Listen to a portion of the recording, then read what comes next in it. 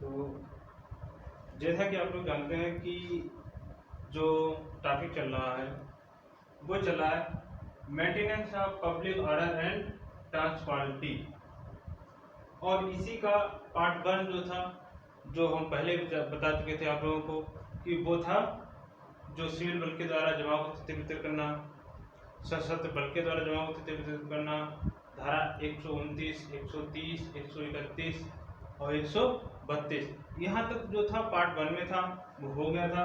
इसके बाद जो पार्ट बी आता है उसमें पब्लिक न्यूसेंस से संबंधित, पब्लिक न्यूसेंस से संबंधित जो है इसमें धाराएं हैं तुम्हारी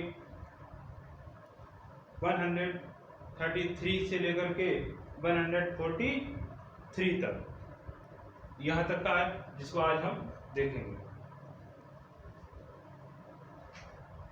ठीक है, सेक्शन 133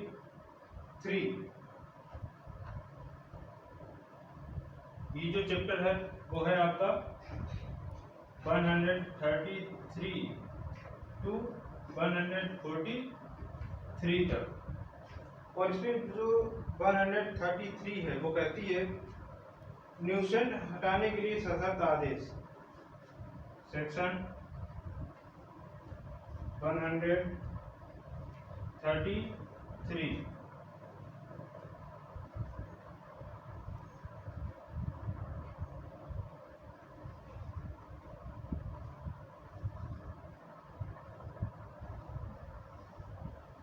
कंडीशनल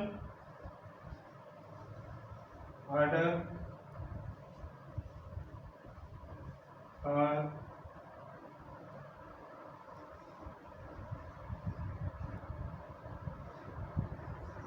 रिमूवल ऑफ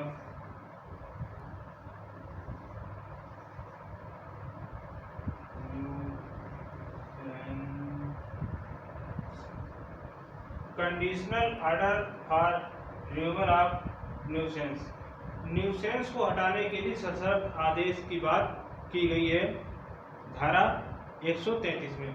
यहाँ पर इन्होंने कहा है कि जब एग्जीक्यूटिव मजिस्ट्रेट को, जब district executive magistrate, sub divisional executive magistrate या गवर्नमेंट के द्वारा,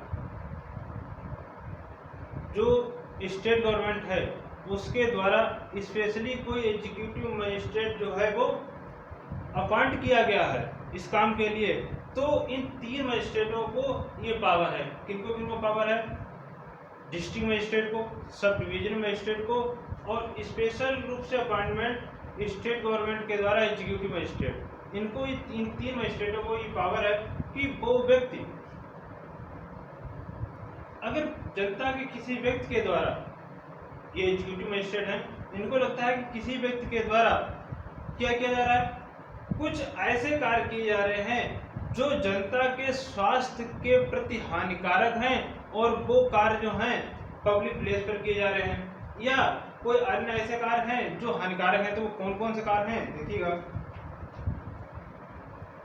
उपधारा 1 का खंड 1 कहता है किसी लोक स्थान, किसी मार्ग, नदी, जल सरणी से जो जनता द्वारा विधिपूर्वक उपयोग में लाई जाती है या लाई जा सकती है, कोई विधि विरुद्ध बाधा या न्यूसेंस हटाया जाना चाहिए।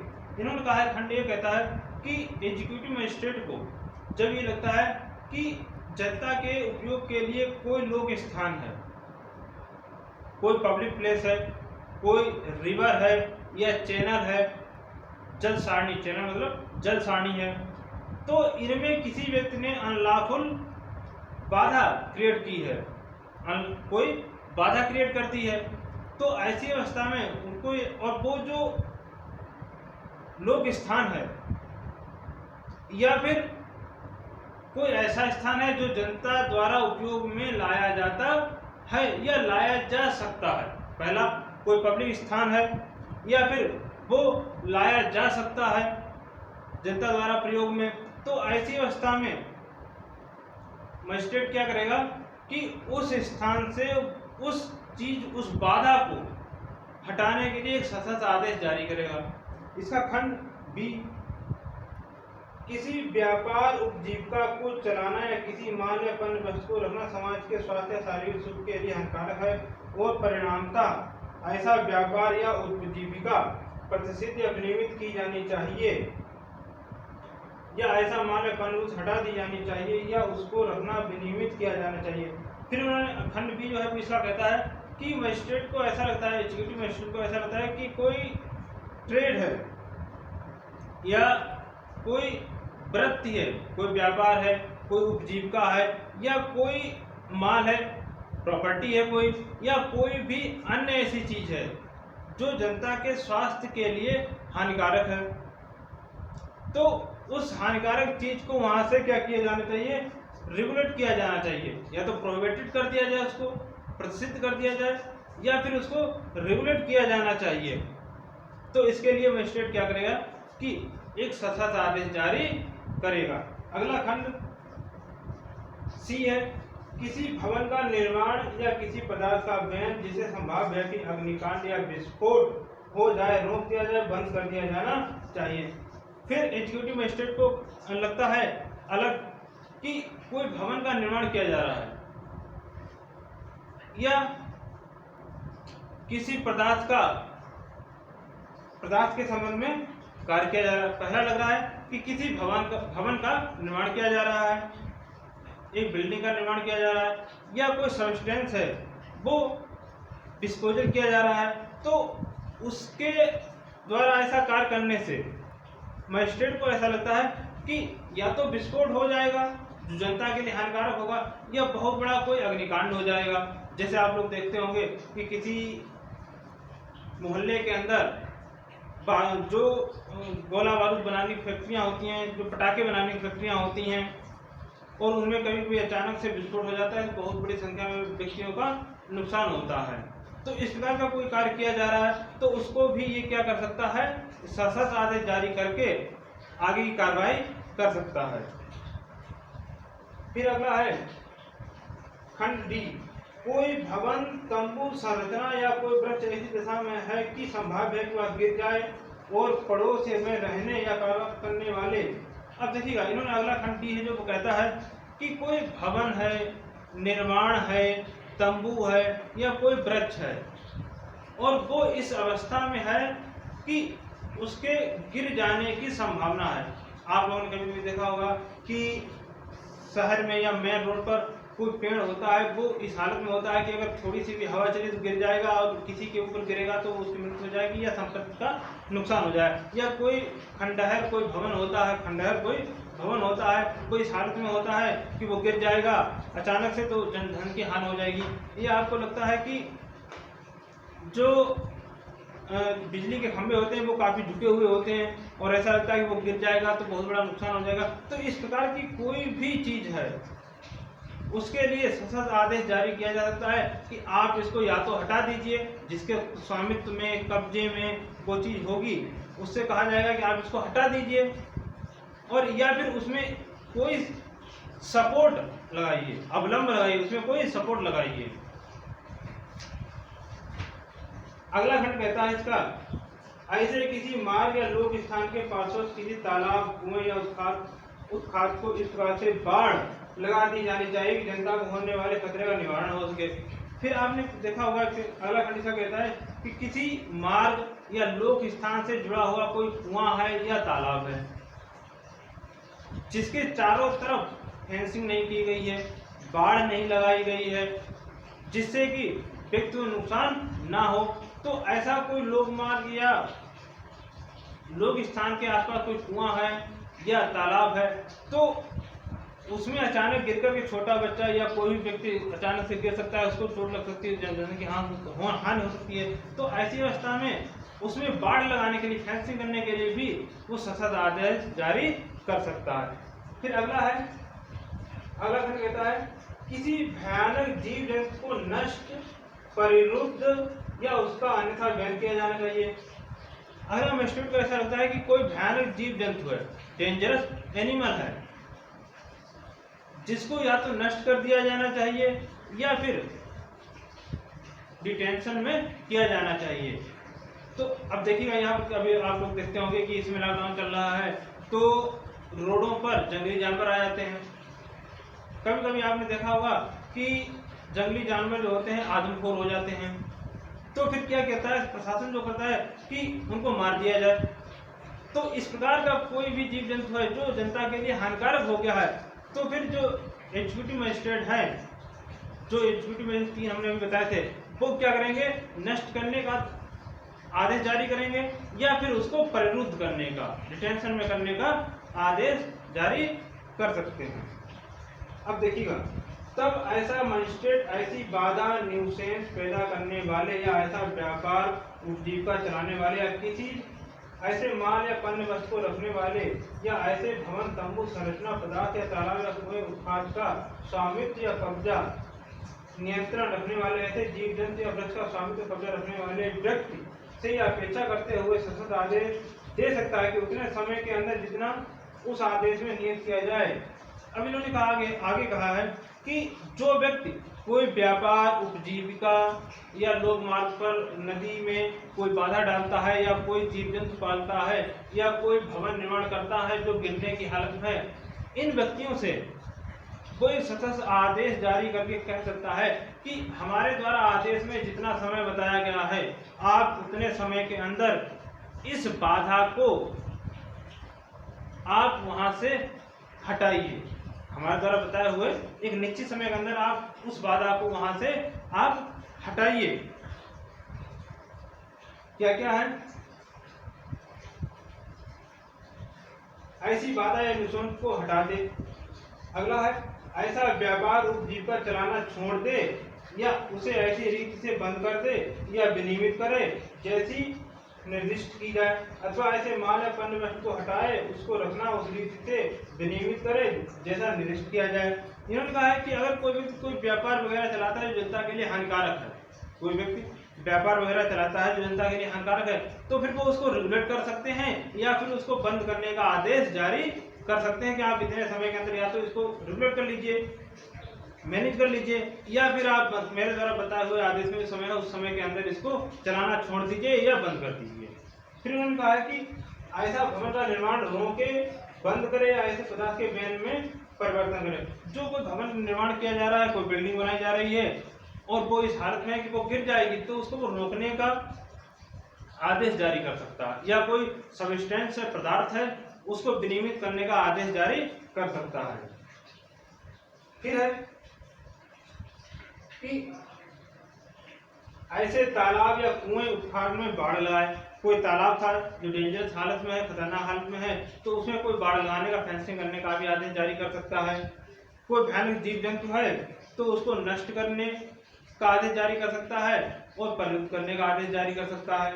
फिर आगे ये कहते हैं कि यदि वह ऐसा करने में आपत्ति करता है तो वह स्वयं उसके समक्ष या उसके अधीनस्थ किसी अन्य कार्यपालक मजिस्ट्रेट के समक्ष।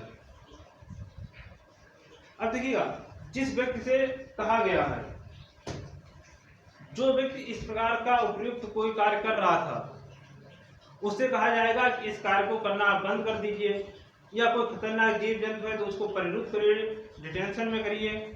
और वो व्यक्ति ऐसा करने में आपत्ति करता है, ऑब्जेक्ट करता है, ऑब्जेक्शन करता है कि हम ऐसा नहीं करेंगे, तो जो एग्जीक्यूटिव मजिस्ट्रेट है वो आदेश जारी करेगा कि आप मेरे समक्ष या मेरे अधीनस्थ किसी कार्यपालक मजिस्ट्रेट के समक्ष, एग्जीक्यूटिव मजिस्ट्रेट के समक्ष उपस्थित होकर के क्या करें, कारण दर्शित करें। आकर के आप ऐसा क्यों नहीं कर रहे हैं, जो आदेश में बताया गया है आप ऐसा क्यों नहीं कर रहे हैं, आप मेरे समक्ष या अधीनस्थ किसी एग्जीक्यूटिव मजिस्ट्रेट में उपस्थित होकर के कारण दर्शित करें।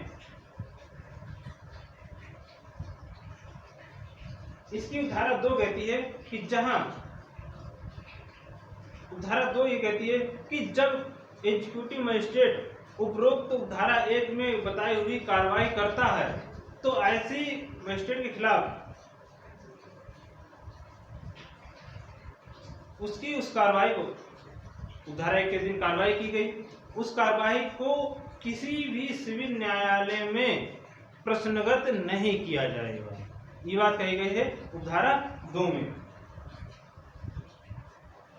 अब ये आगे एक एक्सप्लेनेशन दे रहे हैं। एक्सप्लेनेशन में ये कह रहे हैं कि लोक स्थान के अंतर्गत क्या क्या आता है। तो ये कह रहे हैं कि लोक स्थान के अंतर्गत राज्य की संपत्ति, पड़ाव के मैदान और स्वच्छता या आमोद प्रमोद के प्रयोजन के लिए खाली छोड़ने के मैदान भी हैं। इन्होंने कहा कि लोक स्थान में क्या क्या आता है, तो कह रहे हैं कि लोक स्थान में जो राज्य के द्वारा छोड़ी गई संपत्ति है, स्वच्छता के लिए छोड़े गए पार्क हैं या आमोद प्रमोद के लिए छोड़ी गई जगह हैं, वो सब लोक स्थान में आते हैं।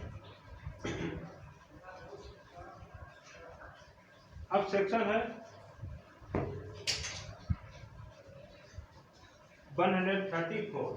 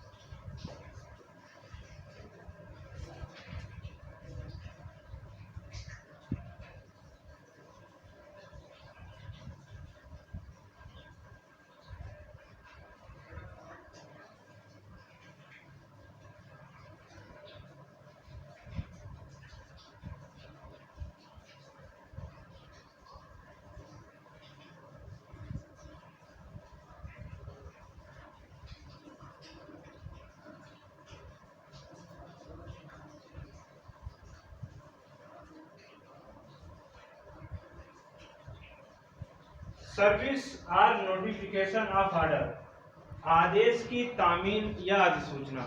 ये कह रहे हैं कि जब कोई धारा 133 के अधीन कार्य किया जा रहा है और तब उसके लिए मजिस्ट्रेट आदेश कैसे जारी करेगा, क्या करेगा, तो धारा 134 वो कहती है कि तब मजिस्ट्रेट एक आदेश जारी करेगा और उस आदेश की तामील कैसे की जाएगी, तो वो दो तरीके से तामील की जाएगी। पहला है जैसे सम्मन की तामील की जाती है किसी व्यक्ति पर, वैसे आदेश की तामील की जाएगी। और अगर सम्मन की तामील जिस प्रकार से किसी व्यक्ति पर की जाती है वो तामील करना संभव नहीं है। क्यों संभव नहीं है? कि आदेश लेकर के वो व्यक्ति उस कोई भी पुलिस अधिकारी आदेश लेकर के उस व्यक्ति के पास गया और वो व्यक्ति अपने स्थान में मिला ही नहीं, कई बार क्या मिला ही नहीं, तो ऐसी स्थिति में फिर एक डिक्लेरेशन जारी किया जाएगा, एक उद्घोषणा जारी की जाएगी और उद्घोषणा जारी की जाएगी और उसके बाद उस उद्घोषणा को किसी ऐसे स्थान पर लगा दिया जाएगा, चपका दिया जाएगा, ताकि उस व्यक्ति को जो वो न्यूसेंस कर रहा है उसको जानकारी प्राप्त हो सके। ये बात की गई है 134 में।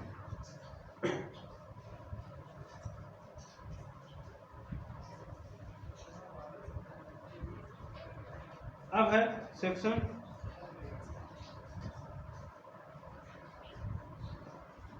135 135।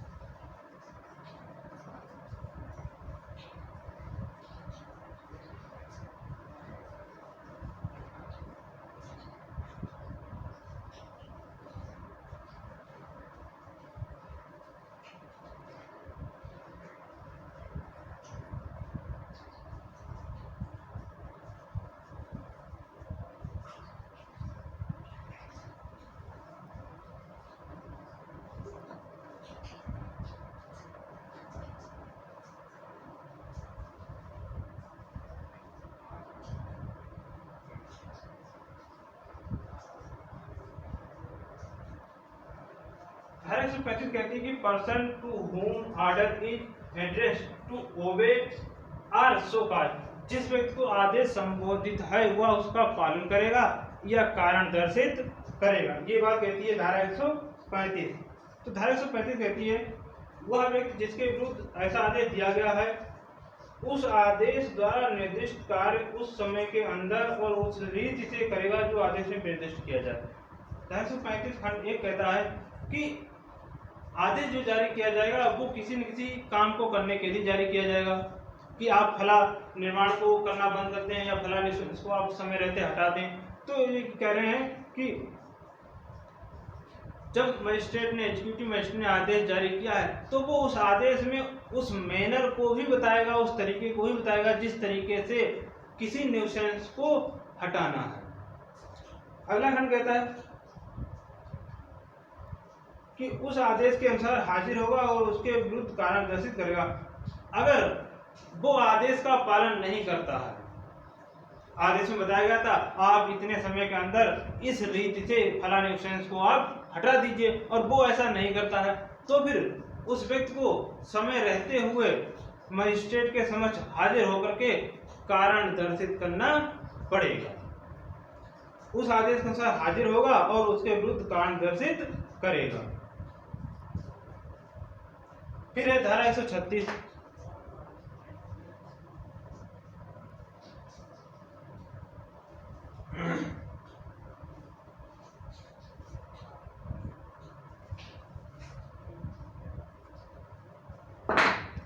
धारा 136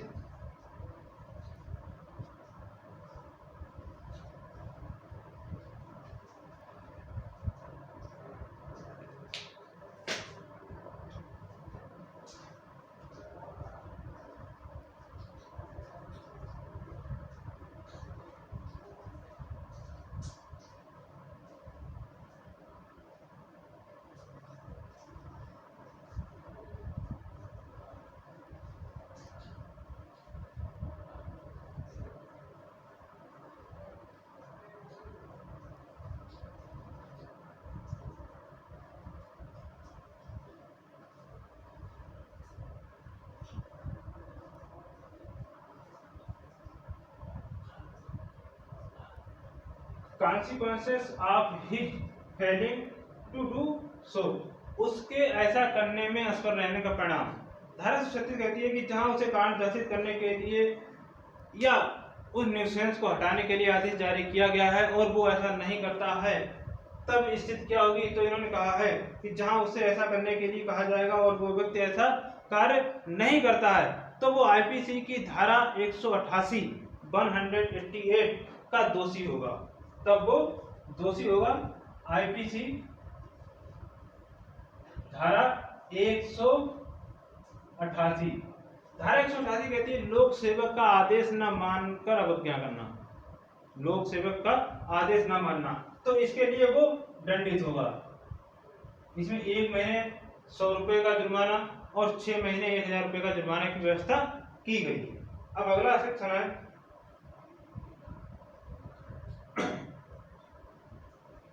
अगला सेक्शन है 137।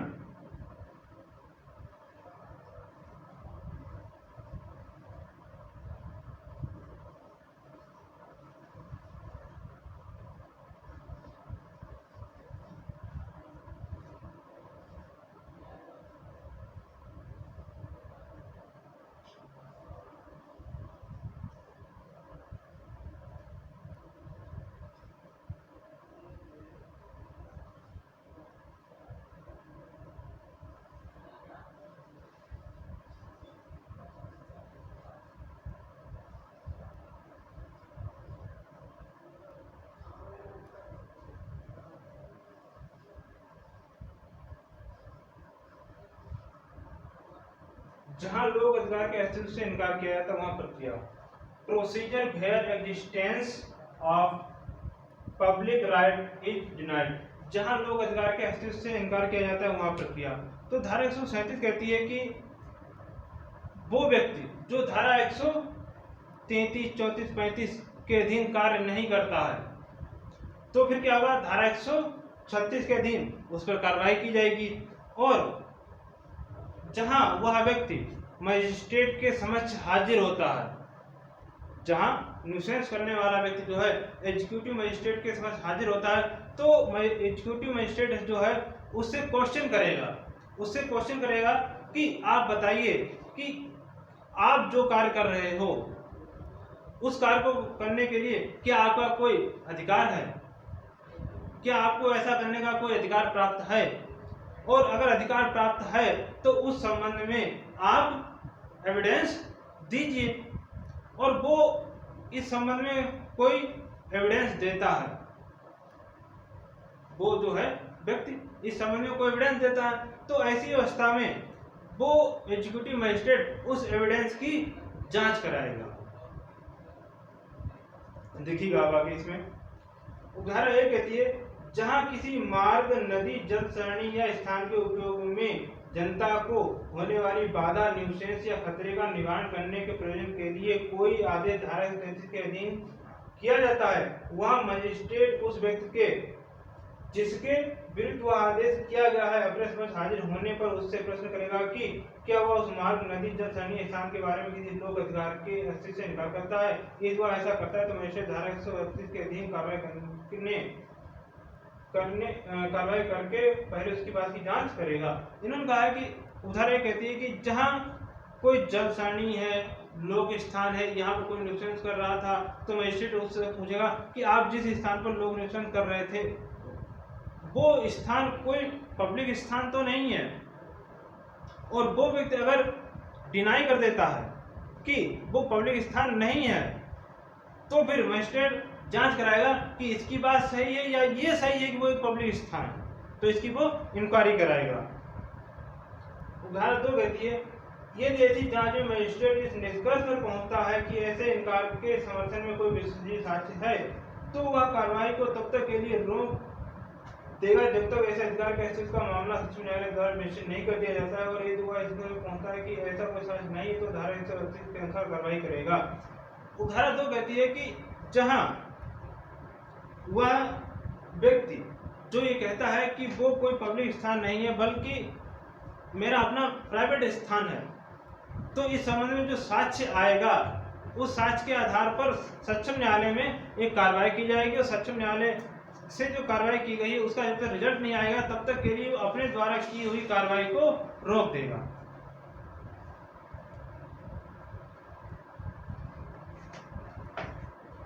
और अगर उस व्यक्ति ने जो साक्ष्य दिया है कि वो जो स्थान है वो मेरा स्थान है, पब्लिक स्थान नहीं है, उसने कोई साक्ष्य दिया, उस साक्ष्य को उसने देखा और देखने पर उसको लगता है कि ये कोई ऐसा साक्ष्य नहीं है जो कोई महत्वपूर्ण रिजल्ट सामने दे रहा हो कि हाँ ये इसका ही स्थान है, तो फिर वो क्या करेगा, धारा 138 के अनुसार कार्रवाई करेगा।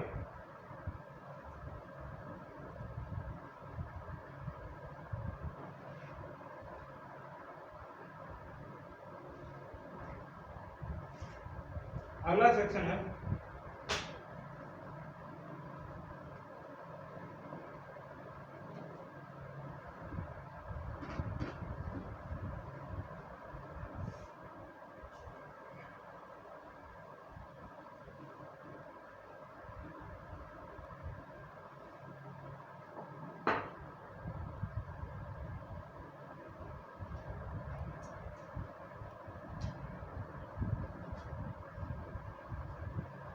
एक 138।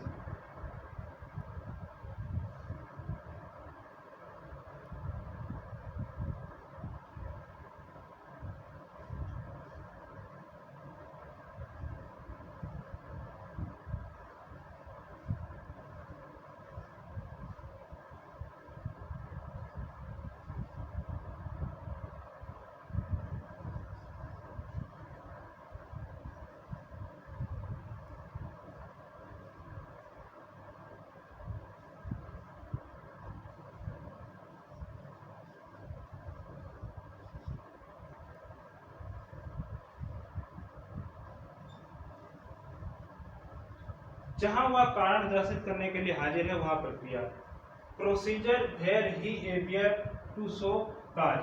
इन्होंने कहा है कि जब वह व्यक्ति कारण दर्शित करने के लिए हाजिर है तब क्या होगा, तो उदाहरण कहती है, यदि वह व्यक्ति जिसके विरुद्ध धारा 133 के अधीन आदेश दिया गया है हाजिर है और आदेश के विरुद्ध कारण दर्शित करता है, तो मजिस्ट्रेट उस मामले में उस प्रकार साक्ष्य लेगा जैसा सामान्य मामला लिया जाता है।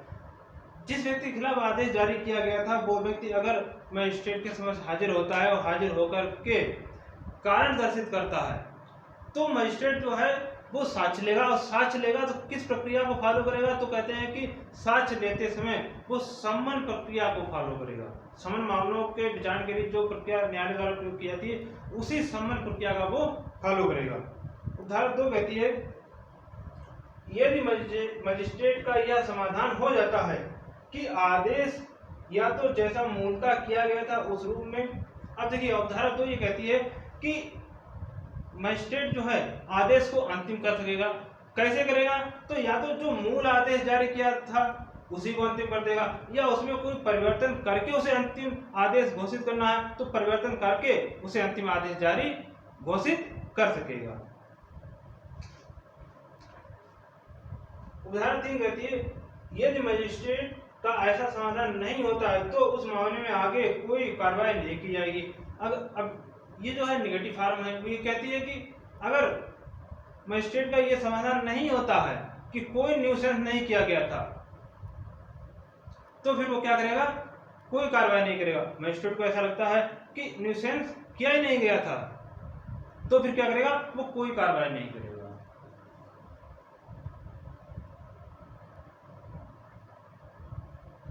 फिर सेक्शन है अगला 139।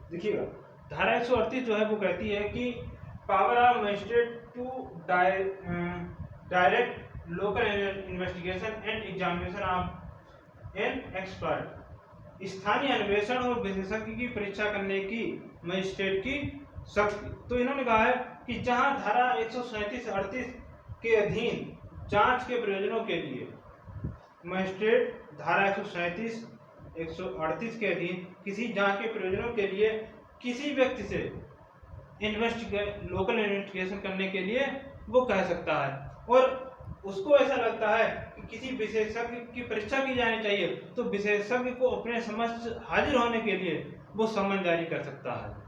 धारा कहती है ऐसे व्यक्ति द्वारा जिसे वह ठीक समझे स्थानीय अन्वेषण किए जाने के लिए निर्देश दे सकता है। किसी व्यक्ति द्वारा उसे लगता है कि इन्वेस्टिगेशन कराया जाना चाहिए तो लोकल इन्वेस्टिगेशन करने के लिए किसी व्यक्ति को वो निर्देश दे सकता है, या उसको लगता है कि किसी विशेषज्ञ को समन कर सकता है, उसकी परीक्षा कर सकता है। उसको लगता है कि ये जो न्यूसेंस किया जा रहा है इसके संबंध में किसी एक्सपर्ट व्यक्ति की राय लेनी चाहिए तो किसी एक्सपर्ट व्यक्ति को सम्मन करके बुला सकता है और उसकी वो परीक्षा कर सकता है।